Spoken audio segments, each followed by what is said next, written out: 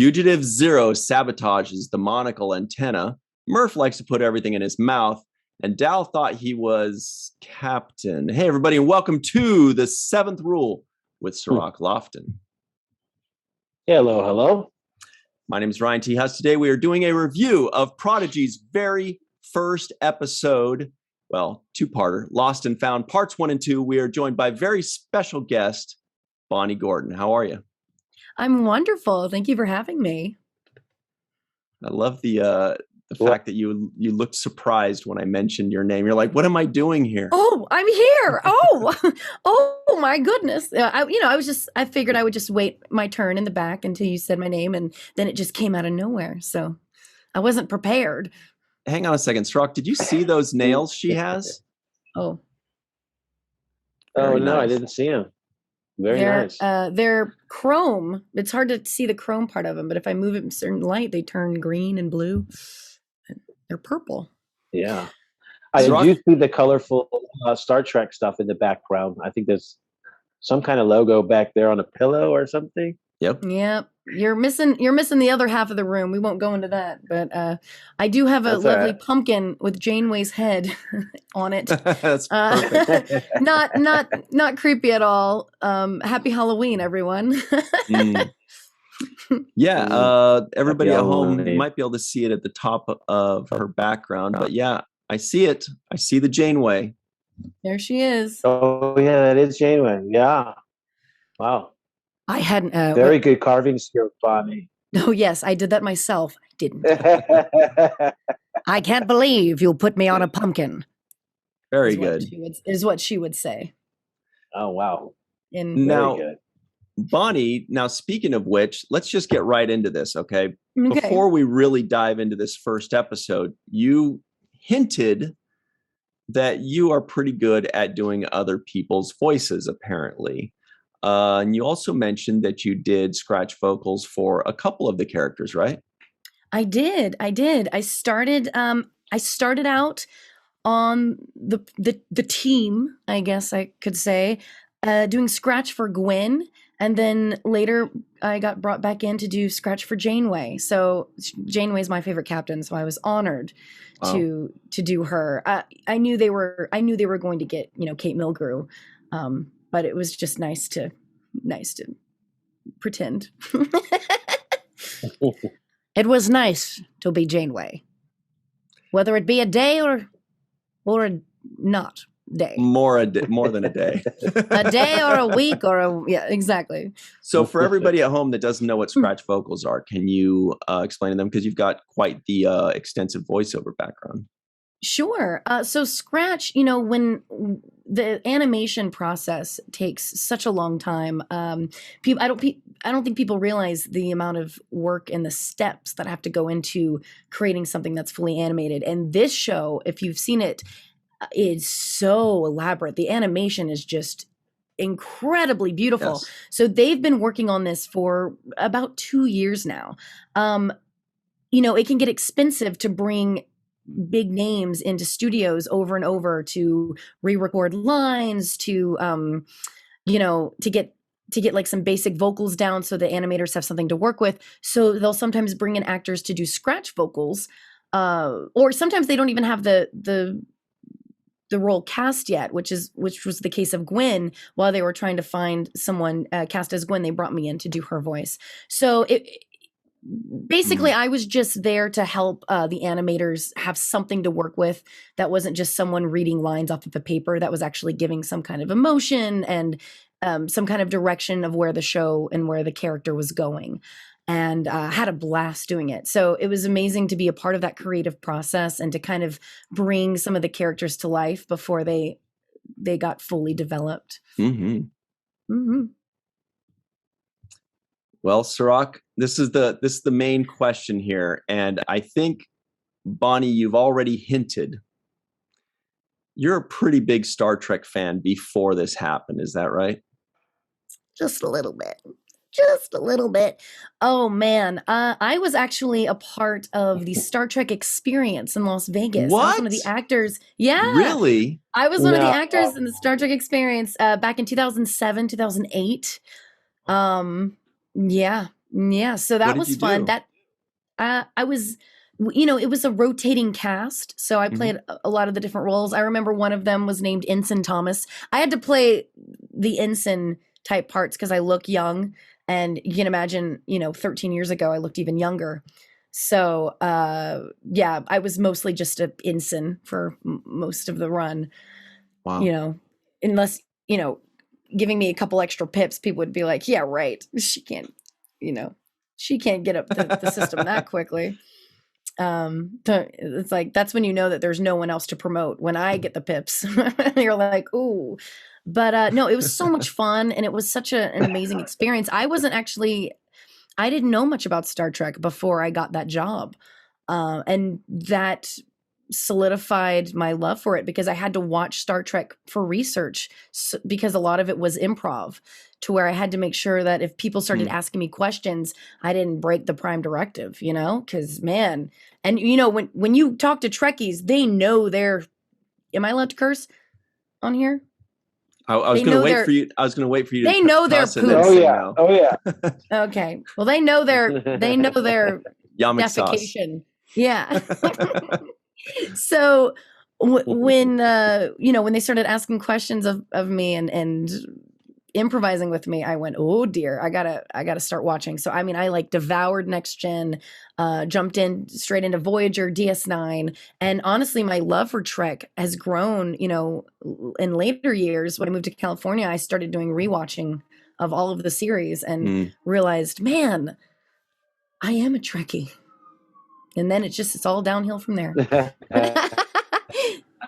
Yeah, it's been amazing. And thank you. And I do a lot of Star Trek TTRPG shows as well on Twitch. So for those of you who don't know those letters, it means tabletop role-playing games. So it's basically like Dungeons and Dragons in space with Star Trek. Wow. So yeah. So I've gotten to create a few characters for that, and it's like living in the Star Trek universe. Cirroc, how is your half elf ranger doing, by the way, Cirroc? My half elf what? Oh, I got so excited thinking that he actually played. I'm sorry. I mean, you're half orc druid. Your confused stare. I don't know the right answer to that. Yeah, I know. So I'm going to assume that you don't play D&D, and that's okay. Yeah, no, I don't play D&D, but I do think that you have a fantastic and lovely voice. Thank you. It's so colorful. It's so colorful. It's so rich. Your voice, I think I could just listen to you talk all the day. It's like, man, it's combined with your humor. Throw me some books, audio books. Let's go. I'll just read you to sleep. 3 Little Pigs. Here we go. I don't know what books you have. But no, I love doing voiceovers. It's such a weird career path that I kind of fell into by accident, and I'm so grateful for it. And I love doing characters, wacky little kids, old ladies. It's fun because, and you guys get it. When you live in Hollywood, it's really all about, how you look and, different things like that. So if you're not the typical Hollywood look, it's hard to get cast in things. But with voiceover, I can show up in pajamas with a giant knot of bun in my hair. Bun hair? You know what I mean? Just a mess. And they don't care. They don't care what I look like. I won't do that. That's so unprofessional. I do that. I show up in pajamas. Of course. But, why not? Yeah. Yeah. It's just like, people in Zoom meetings. Half of them aren't wearing pants. You don't know. Are you calling me out? Mm-hmm. Yeah, Ryan, stand up. You told her, Cirroc. I'm not standing up. Look, your Borg Q boxers were adorable. Okay, so you did tell her. Okay, cool. Now you got your start in music, is that right? And then that kind of just transitioned into voiceover? I did. I got my start in musical theater, and I'm from Louisiana, but I lived in Florida working for Disney, did shows in Vegas, then moved out here. So music was a big part of my trajectory of getting where I am now. That word was probably not used correctly. Oh man, should not have chugged a Red Bull before this interview. But yeah, music is 3. Just one. You should not have had one. But music's been amazing. And, with voiceover, music helps so much with, learning how to breathe correctly and use your voice correctly. A lot of the voiceovers I do are video game type voices where I'm doing a lot of screaming and fighting and, just randomly dying on a Tuesday. So you need to be able to use your voice in a healthy way without ripping your vocal cords. And music, knowing how to utilize like my diaphragm and breathe properly really helps. So I always tell people who are interested in getting into voiceover to take improv acting classes and music classes because they can really help. Yeah. Okay. So you being a super huge fan of Janeway and Jake Sisko and Star Trek, was this one of those kind of situations where you just got a call and you auditioned, or you knew this was coming up and you did everything in your power to get into the right room?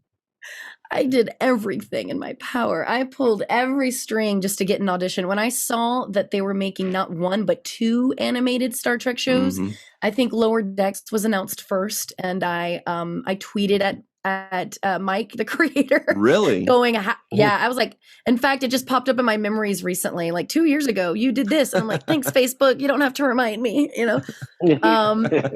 And Dan and Kevin Hageman, I also reached out to them, and they really didn't have any control over the casting process at the time. They were like, "Okay, crazy lady, in my DMs, what are you doing?" And so I just kind of waited it out, and I pulled every string I could, like with my manager, with my agent. I was like, if you see any breakdowns for this, I don't care, like, because a lot of the breakdowns of the characters were like looking for young to late teens.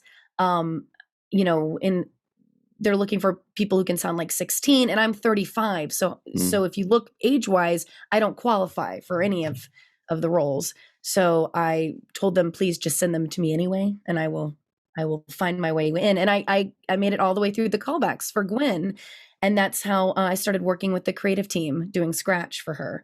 So, I mean, I pulled I think I mentioned this in another podcast, but when I showed up for my callback, I had like a Galaxy print dress, a comm badge, a Star Trek messenger bag, like space boots, space print boots. So I kind of went a little overboard. And when I showed up, and they were all just like, "Oh, we get it. You want this. Okay, calm down." And I'm just like, I was just so excited. They're like, you're not going to be on camera. Yeah. I think I even made the joke, like, I'm wearing my comm badge in case you guys, in case you call me for the role, I'll be ready. And they were just like, "Oh, this girl's a little much." I was just so excited. I still am. I mean, honestly, the excitement has not left. You always want to, when they say love the job you do, you always want to work on projects and things that you love. And the fact that I get to work on Star Trek is, unreal. The fact that I'm canon, especially with such an iconic role, because I'm taking up the baton of a legend. So yeah, it's very true. Did they, when you were doing the Scratch work, did they have a part for you ready, or were you just waiting to find out? I was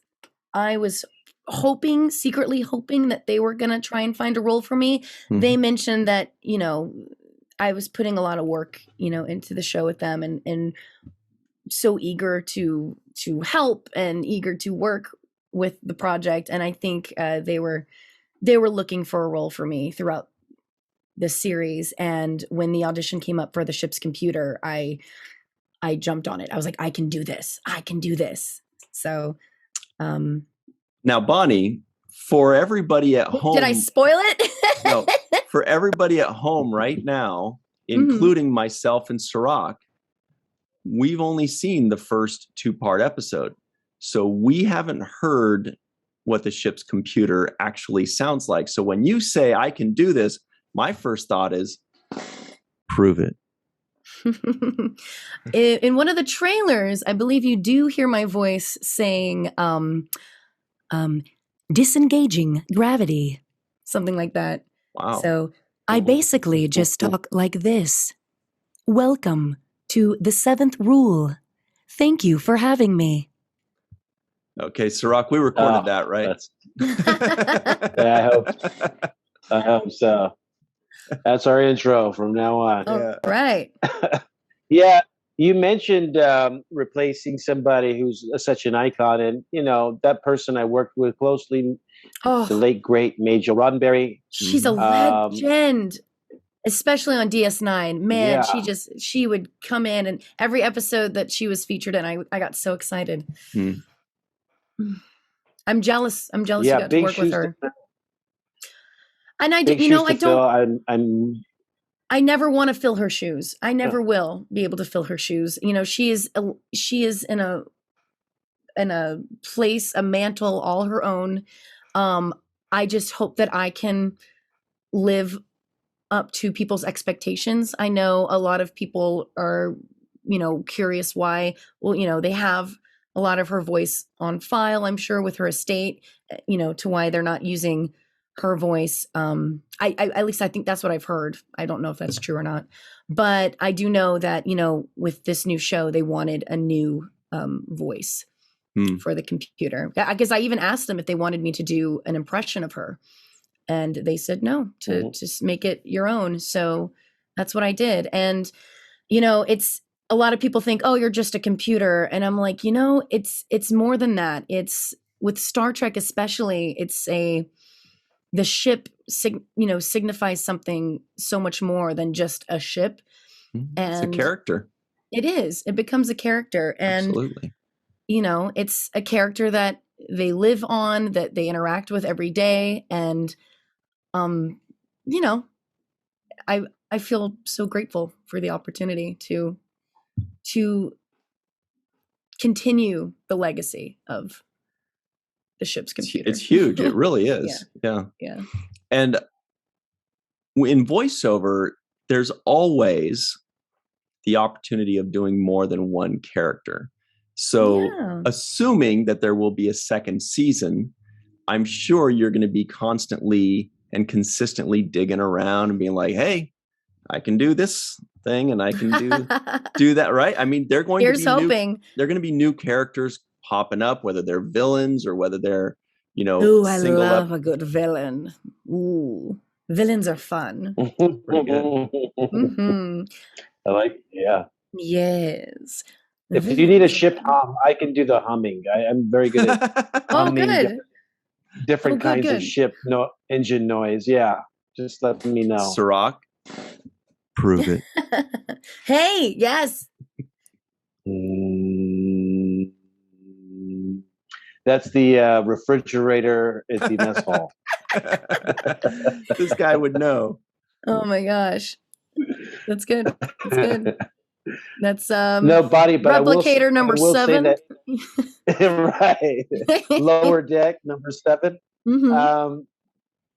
But no, Bonnie, you do have a really positive, warm personality, and I think that is what. Because Majel was such a warm and like lighthearted, very like comical person. She loves making jokes. She loved laughing. And in those kinds of ways, I definitely see a similarity in personality wise. That's a huge compliment. So thank you. Because again, she's just every role that she's played throughout, her career, it just stands out. Like she really can just command. She has such a commanding presence. And, being someone who loves playing, wild, wacky characters, and also who loves, doing on-camera work as well. The dream is to one day maybe jump on one of the live action series and get to play, an alien that runs in with a ship, or, just to like, I love how in Star Trek there, especially with a lot of the character actors, they can, look at Jeffrey Combs. He's been in every series. He's played so many different roles.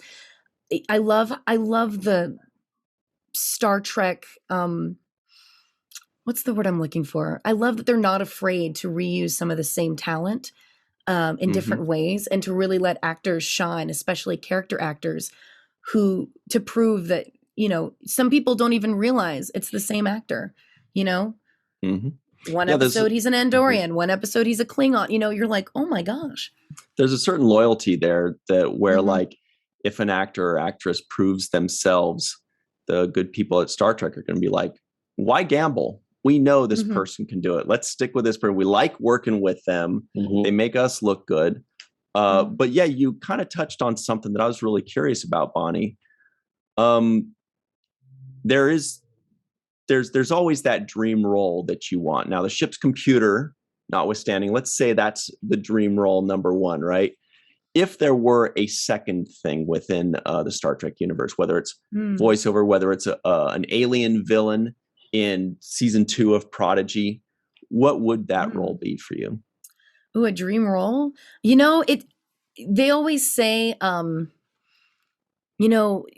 this is a strange example, but you know how they always say, like, when you go and audition for something, most girls, they're all going out for like the Cinderella role. They want to be the star, the ingenue, the pretty one. For me, I want to be like the evil stepmother, the evil stepsister that like falls down the stairs and like has, 3 lines, but you're going to remember her. Those are the kind of roles that I love.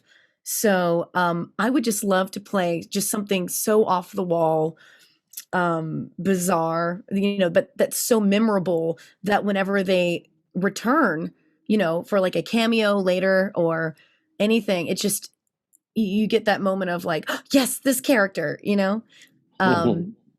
because there's a lot of different characters like that throughout Star Trek that, just started out with like a small, cameo role or 1 episode role that they just kept bringing back because it was such a fun, I don't know, making fun character arcs for these characters that you don't get to actually spend a lot of time with, like with the main bridge cast, if that makes sense.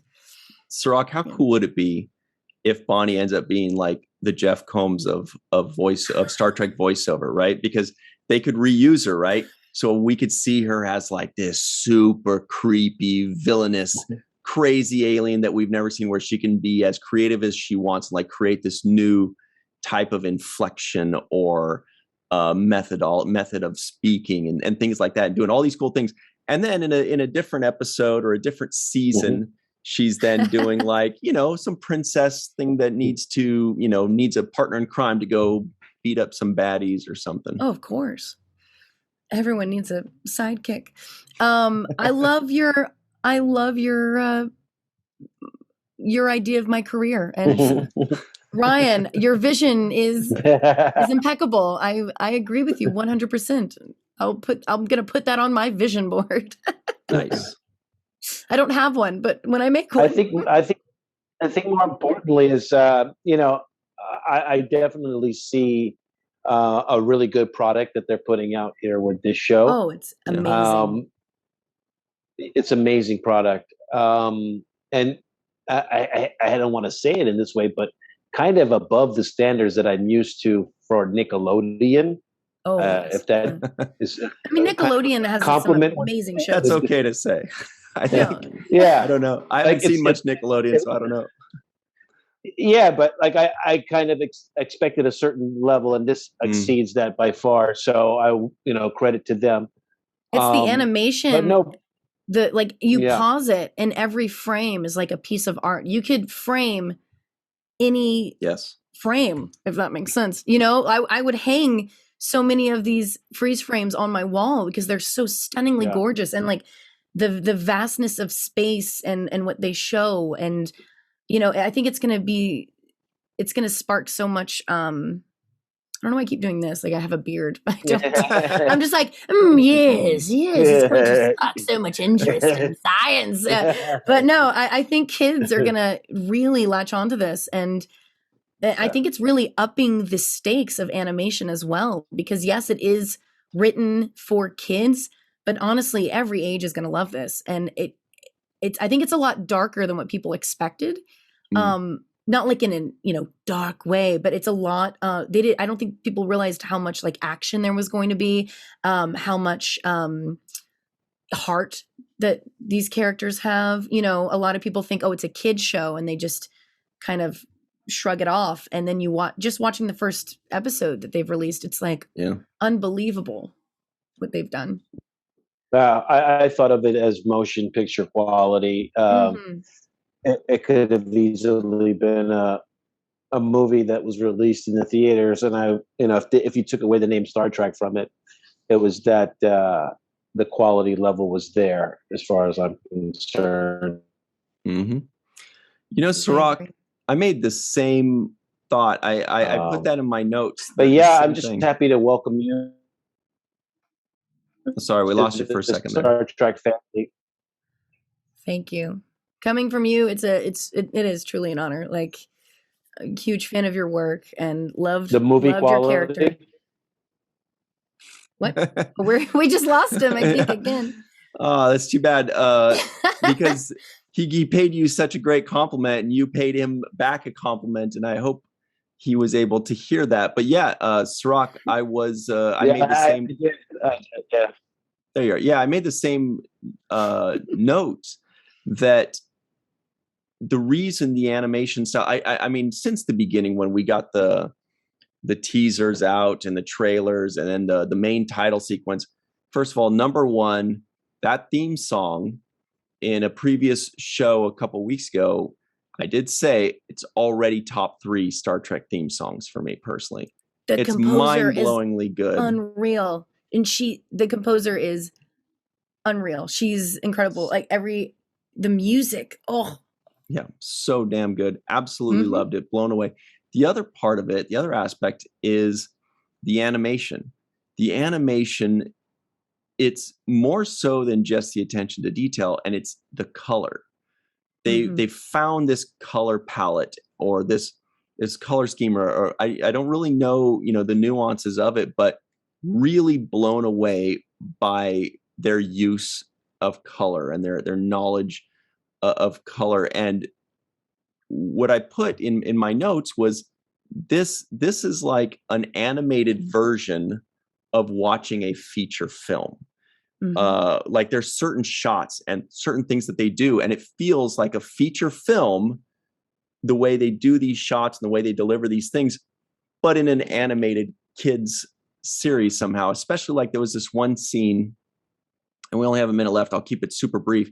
There was one scene where the phaser, the ship is shooting their phasers to, open up the exit, right? When Dreadnought shoots the thing, everything falls, and they're shooting the laser, and then the ship just emerges, right?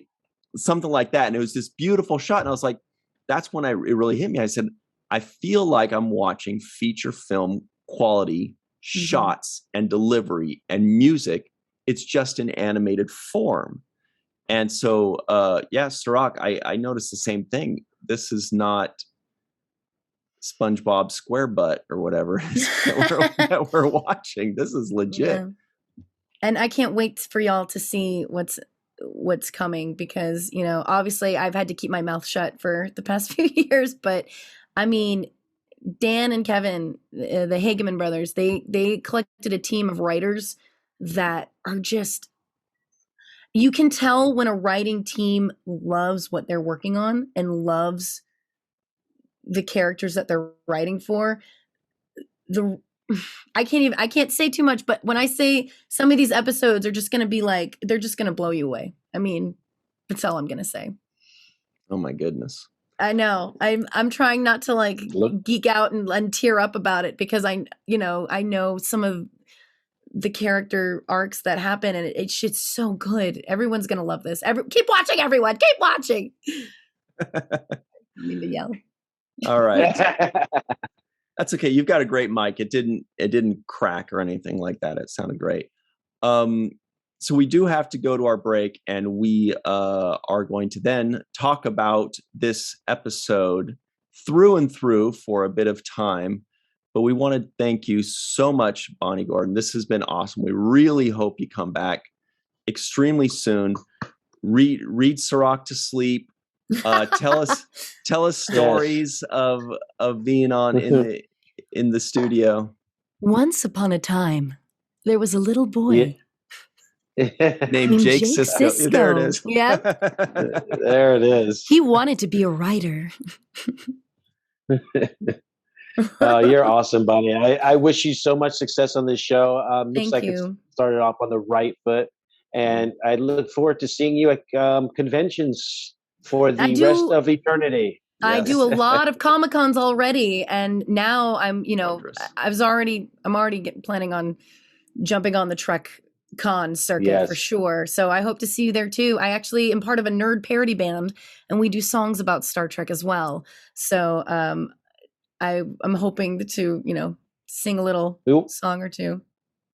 That would be nice on the con circuit as well. Looking forward to that. That's going to be awesome. Yeah. We're going to see her in Vegas next year, Cirroc. I'm in Vegas. I'm in Vegas next week. If you're watching and listening, if you're in Vegas on November 6th, I'm doing a one-day Comic-Con. Can you tell everybody where they can follow you on Twitter so that they can get information on that? Yes. Follow me everywhere at Bonnie Bell G. That's Bonnie Bell G. It's I could spell it for you, but I think you'll figure it out. You just put the pauses in there. That's all. It's Bonnie Bell G. Bonnie Bell G. Bell. Twitter, Instagram. Exactly. You'll find me, or I'll find you. Now, Bell with an E. Nope, just B-E-L-L. Got it. Like Tinkerbell.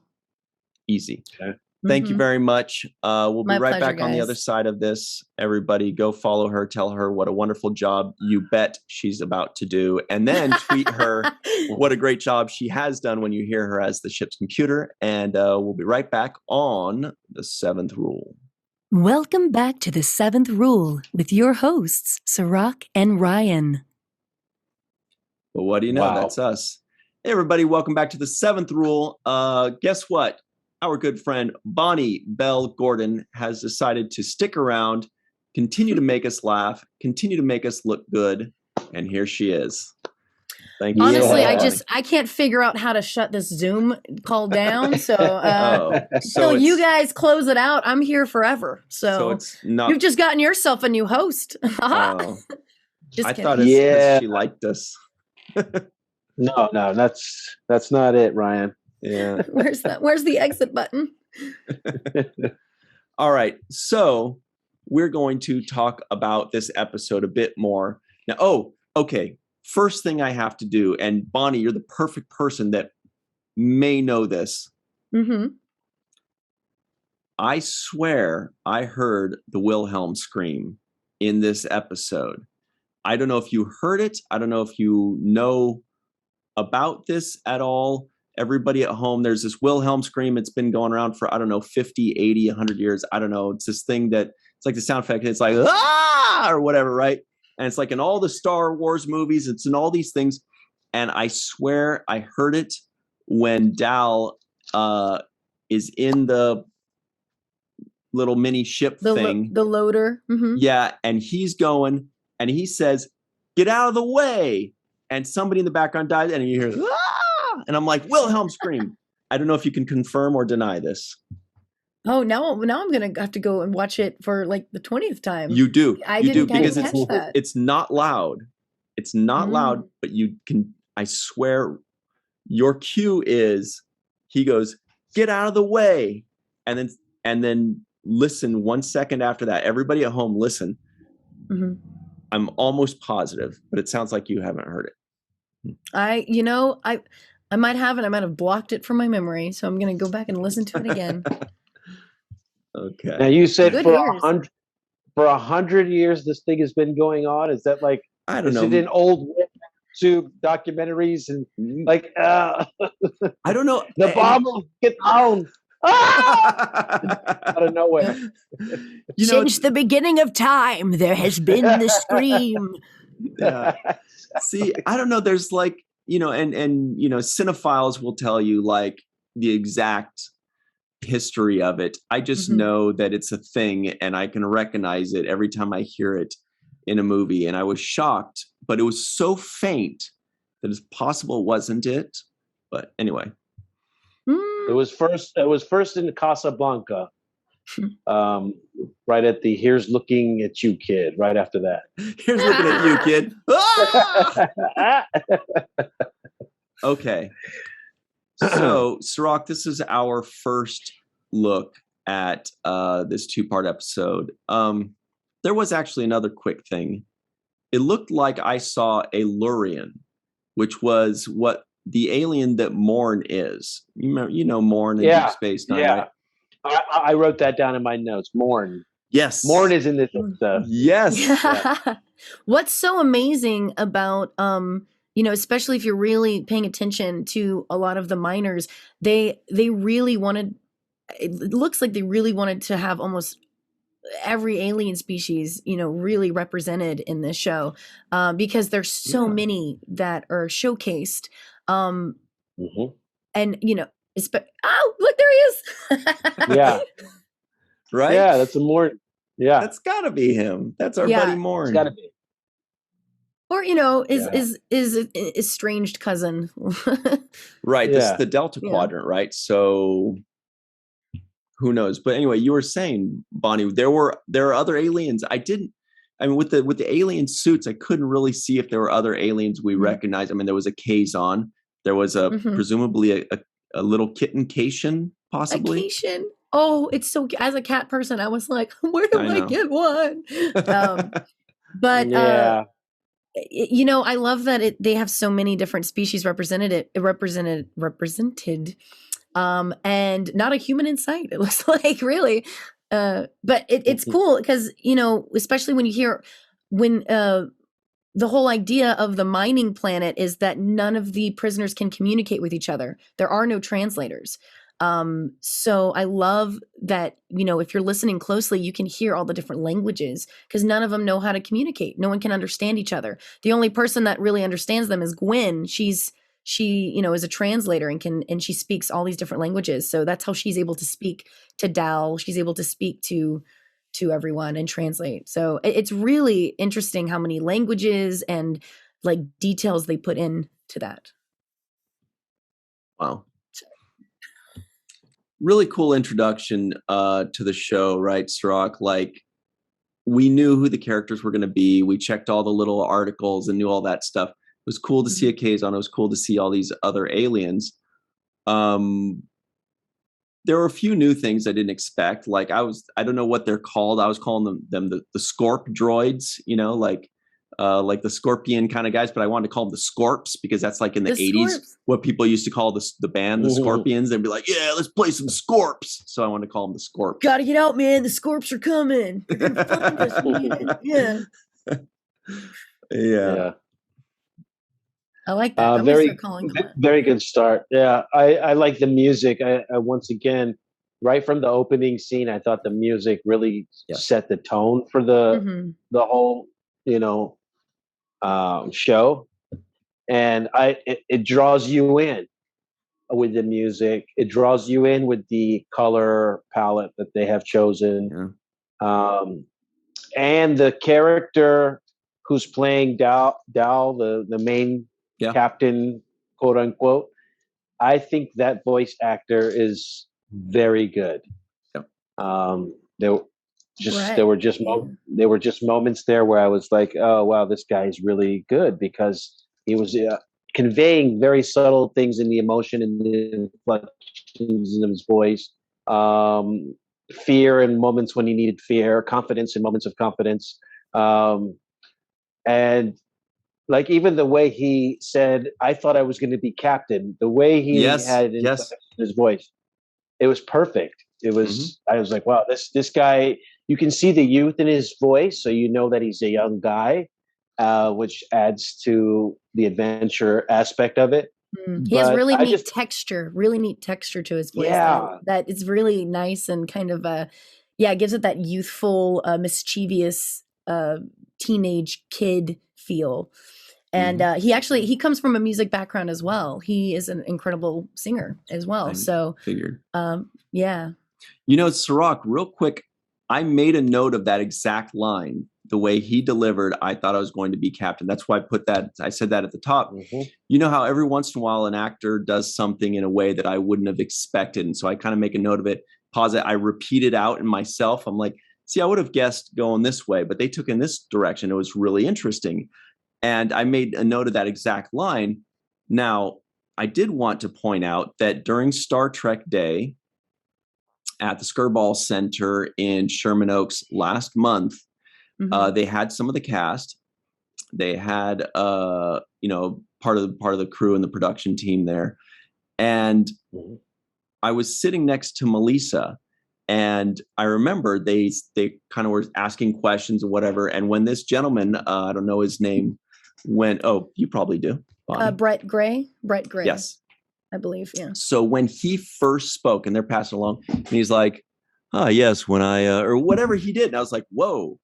This guy had, and I leaned over to her immediately, was like, this guy has a perfect voice for voiceover. I was just like blown. I mean, we hadn't seen a scene yet, and I already knew this kid is good. You could just tell from the way he spoke into the microphone. You know who's one of my favorite characters throughout this whole.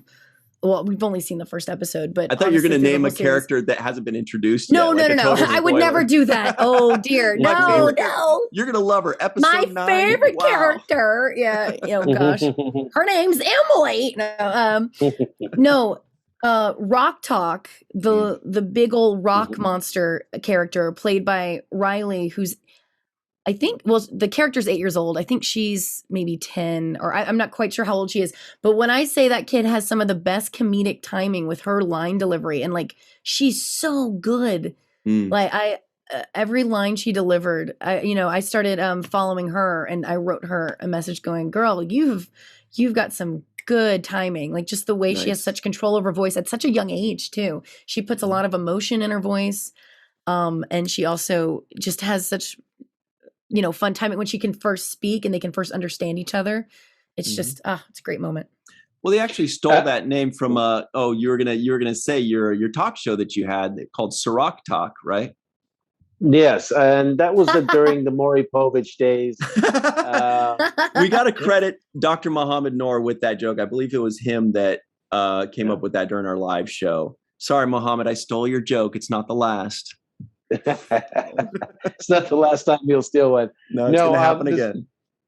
The funny thing is that when they first reveal the voice behind Rock Talk, I was like, whoa, who is this person? Because it doesn't match what I'm looking at, right? I'm expecting this kind of heavy, deep, solid, like rough around the edges type of voice. Yeah. And I got this really soft, sweet sounding voice. Which they made fun of in the episode, right? He says, "Oh, I didn't think you would sound like," and she's like, "What? What? Yeah." And when he said, I think he says something like it's some kind of translator, and she goes, "Yeah, I know. I'm big, not dumb." Like just like her delivery is so freaking cute. Oh, she's so good. I love that kid. Whenever I meet her in person, I'm giving her a big hug and be like, don't worry, I'm not a stranger. Maybe not. Now I could do the danger. You live inside of me. Love me. Now, what's Murph's voiceover? Oh man, I guess voiced by a legend in voiceover, which I think is hysterical because you get this incredible voice actor, and it's a lot of like, like just gurgles, and I love it though. It's so Murph is the cutest character. I mean, obviously, Murph is what I want on a pillow, and a Murph-shaped pillow. Yeah, well, that's what I meant. How would that? Yeah, just like a little Murph, cuddle a little Murph. Patent pending. Oh, I'm sure there'll be lots of Murph merchandise. There'll be a lot of Murph. We'll call it Murphandise. Hey, there it is. A+. We should start our own marketing team, you guys. I think we have something going here. A+.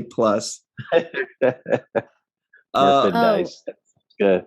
We're also introduced to what's his name, Jankum Pog. Is that it? Jacob-Pog. Yes, Jacob-Pog. Now that is exciting for a big nerd like myself, because that is an alien that I know, which is Tellarite. And it's one of those things where, we always want these aliens to have bigger roles, and it seems like that we're finally going to have a lead character be a Tellarite, and that's going to be really exciting for me. Cirroc, I don't think. Have you seen a Tellarite before? No, I haven't seen a Tellarite. I did a little research about how they like to communicate angrily and argue. Yeah, very gruff, very. Yeah. Which made me think: is O'Brien a Tellarite? Because zip, zing. Oh no! Poor Chief O'Brien. He's the butt of everybody's jokes. Yeah, good. But no, I think they found a good character for that. I mean, especially for the ship's engineer. I like him for that role. Mm-hmm. The Tellarite. Yeah, that's perfect. Mm-hmm. It's perfect.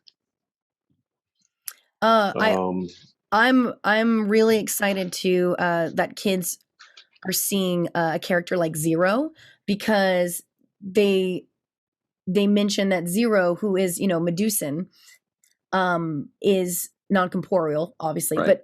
but also has no gender, so it very much like non-binary in a way. Exactly. And I feel like it's a great way to show representation for children, and also introducing like new kinds of species. And we've seen Medusans before in the past, but we obviously have not gotten to really know their lore and their history and who they are as a species. So I'm very excited to see more of Zero as well. And I love the voice actor for that role too. He has such a, like, their voice is so what's the word I'm looking for? Androgynous? Colorful. Yes, that, and also very colorful in a way where I don't know. Their voice, it's just likable. Like it's a soothing voice. Pleasant, yeah. Yeah, it's pleasant to listen to. Anytime they talk, with that slight accent as well, I'm like, yes, that's nice. It's just a nice, soothing. For Americans, we do love the British accent. When we hear that, we're like, you can say whatever you want, we'll like it. But I think that's the introduction of the Zero character for children. For adults, whatever, we can, we watch everything. But for kids, there are two main things I think that is, and Cirroc, you can speak on this because you have a kid. I don't know what the hell I'm talking about. I don't have kids. I don't even really like kids, to be honest. I have a but cat. I love, cats. Give me a million cats. But here's the thing is, number one is it gives them a different way. It expands their mind of a different way of seeing beings, right? That this is non-corporeal, right? Number one, that's the first mind expansion, right?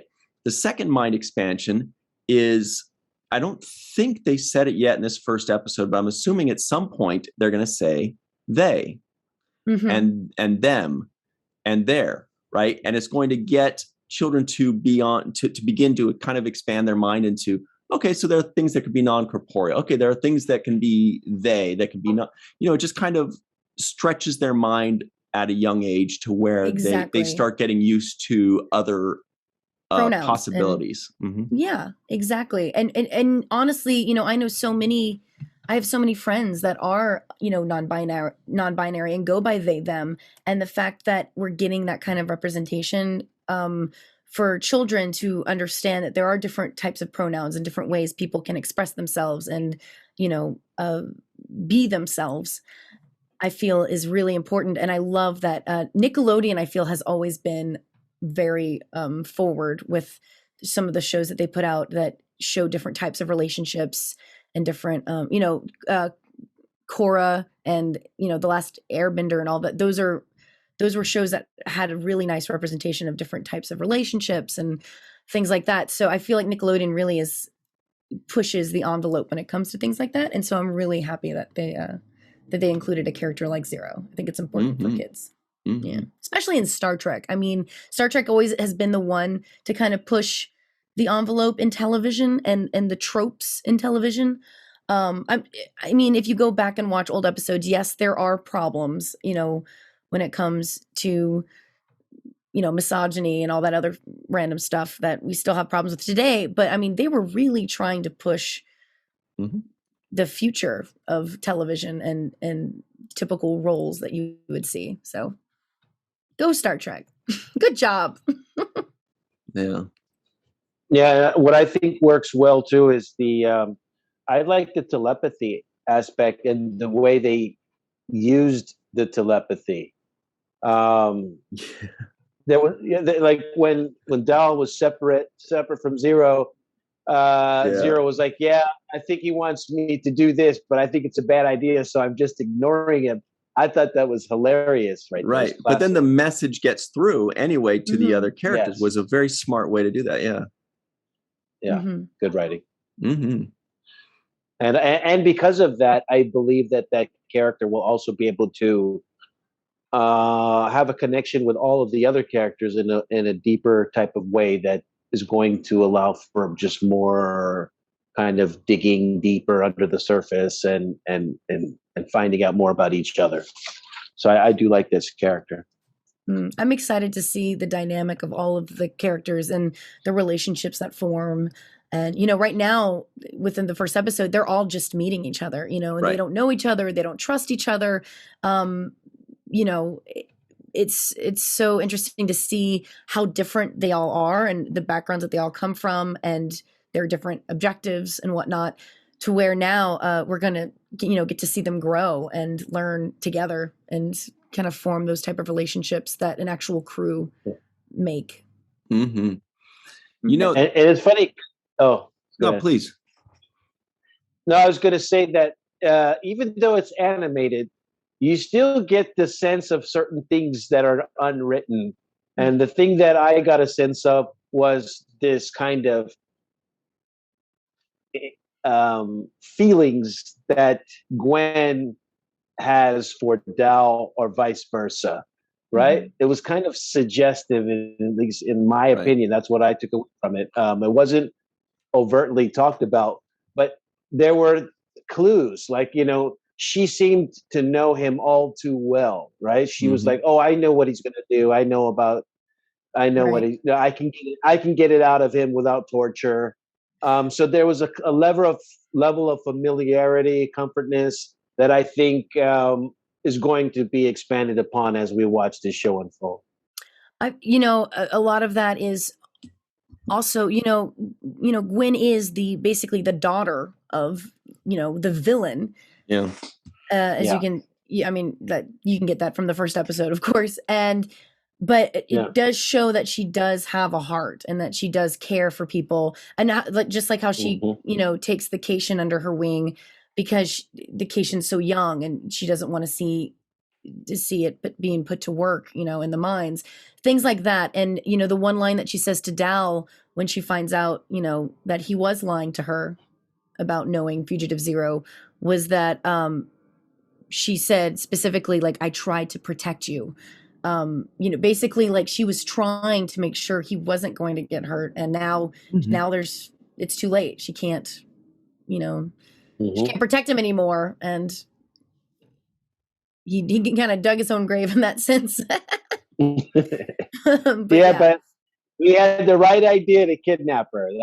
That's a saving grace right there. Yeah. Very smart idea. I love the bit where he's doing his face trying to, to send a telepathic message to Zero. And Zero's like, "It's a horrible idea." Yeah. Yeah. But I love that. I was Yeah. just going to say, I think that's going to be something they're going to continue to use in subsequent episodes. And I was like, when I saw that, I was like, "Oh, this is good. We like this." So now as an audience, we're going to see when he's doing his face things, that's our hint that, something's about to happen. He's passing along a message. But you were saying, he's communicating. Yeah. Yep. Another special moment that I thought was really well done in this episode was the moment when they finally escape and they're in the stars and Dal tells Gwen, you wanted to see the stars, take a look for yourself. And the her registering that with that close up on her eyes, I thought was a classy moment for the show. Well, she says, you know, when he's being brought to the surface and, you know, being put to the work that, you know, ultimately no one ever returns from, you know, when she's talking to him, she does say, you know, if it makes you feel any better, like, I'm never leaving this place either. So, you know, in her own way, she's also a prisoner to this place. Oh, yeah. And, you know, and can't leave either. So obviously she's not going with, you know, by her own free will, but you can see with the way they animate, like her eyes seeing the stars for the first time, that awe moment of looking at the, you know, the expanse of space, and, you know, her seeing it for the first time, you know, even though she's tied up to a chair and obviously, you know, they just came from a life and death moment. It's that moment of complete awe and wonder that they put into her eyes, which I really loved. You know, and I just wanted to add, that moment was another thing for me that really showed off the animation quality, because that is, look, you can write it well, you can deliver it well, but her reaction was all visual, right? And it's very hard to convey an emotion, or for a drawing to emote and give us an emotion.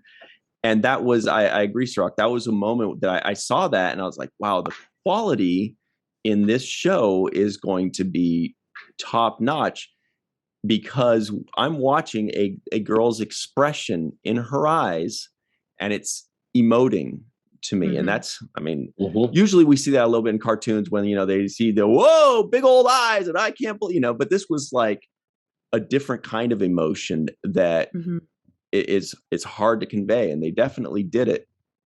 I think we're going to be saying this every single episode, or at least I am. I'm going to be constantly saying, like, the animation, the music is so good, the acting is so good. But I mean, anyway, there'll be plenty of time for me to blather on about how great the animation is and the color, but maybe I need to watch more cartoons. But I was just like, wow, this is better than the stuff I used to watch when I was a kid, except for He-Man. Yeah, it's except for He-Man. Let's not get crazy. I used to watch and a lot.